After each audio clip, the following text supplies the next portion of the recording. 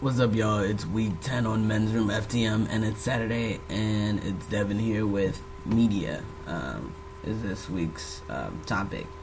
And we have three quick questions. How do you feel about how transgender people are portrayed in the media? I don't think that, firstly, I don't think we have hardly any exposure.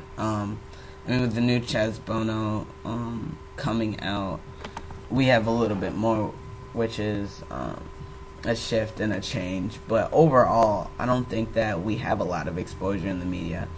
But when we do get exposure in the media, I think the portrayal is generally negative. And I think it's mostly negative. Oh, scratching my nerves, I'm sorry.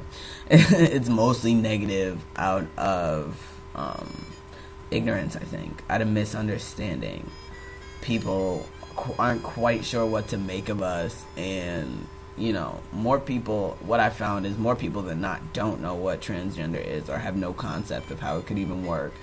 So in those sparse moments that were featured in media, I usually find that we're portrayed as sort of like classic confused or Jerry Springer transsexuals, or a menace in some sort of way or form is what I get from it. So I'm never really pleased about the way trans people are portrayed in media. I guess to go back to the most recent Chaz Bono coming out, I was reading an article, a newspaper article written about it, and the article's tone was, it was okay. You could tell that, again, they weren't completely familiar. They weren't like queer allies or anything. It was like a major newspaper. But at the same time, it didn't seem like they were purposely trying to sort of defame Chaz Bono. They were definitely trying to sensationalize it, but newspapers try to sensationalize everything. And then I read some of the comments, and of course, that just opens your eyes up to a little bit more of how people are sort of ignorant and unaware of trans people. And most of our media portrayals are negative, in my opinion. Let's see. What are some examples of what you think of as good media and bad media? Well, of course, I think anything educational is good media. Anything to educate the masses on what it is to be transgender, or just the fact that we're living, functioning parts of society. That I think is good media. Any media used to sort of like sensationalize or portray trans people as the other or as some sort of foreign creature, anything like that is I consider bad media. And unfortunately, I think there's way more bad media than there is good media, especially for trans people. And I think most of the time that we show up in the news is when we've been murdered, and it's usually like a huge case, some case that someone decided to fight for, and we see them in the news. I think there was something not too long ago, some months ago, of a trans woman who was murdered, and I think that's when you mainly see us. I think most people who are not knowledgeable about trans things might often just reference Boys Don't Cry, as especially with female to male. Let's see. Have trans people in your area gotten media attention? If so, how did you react? Well, I'm in DC, and I go to George Washington University here. So we're there's a lot of stuff going on for queer people, involving queer people, and for transgender people in particular in my area, my friends and I are pretty much like the token trainees on campus. We're the only trainees here. There was like 3 of us, now it's down to like 2. And so we're always working within our, LGBT groups and our trans group, Trans Education and Action, to bring, about change and equality on our campus and in DC for trans and queer people. And so with that,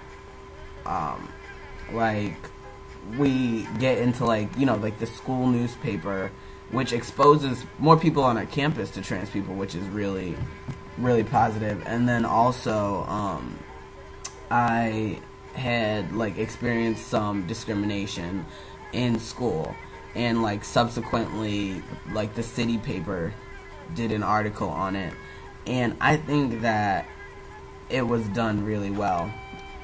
I think a lot of in that specific instance, the article that was done, the person that I worked with, the journalist, was really good, and I'm pleased with the way the article turned out. But people read things differently, especially people who didn't know or have any idea really of what transgender was. A lot of people were just uncertain what to make of the situation and just had a lot of negative feelings, and I think that stands true for a lot of people still who are aware of the situation that I underwent. So yeah, trans people in my area get media attention. Sorry, that's my phone. I'm more aware of what's going on in my immediate surroundings. I don't think there's been anything huge as of late with a trans person in DC in the media, but I mean, that's as far as what's going on. I'm sorry, my phone is ringing.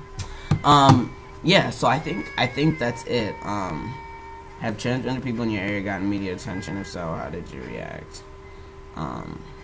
So I guess I didn't answer how I reacted. In those instances where it is my friends and myself in the media, I react sort of, for me it's bittersweet, because I'm always glad to be helping advance the cause, make people more trans aware, and let people know that we're here for equal rights and nothing less. But it's bitter at the same time, because it's sort of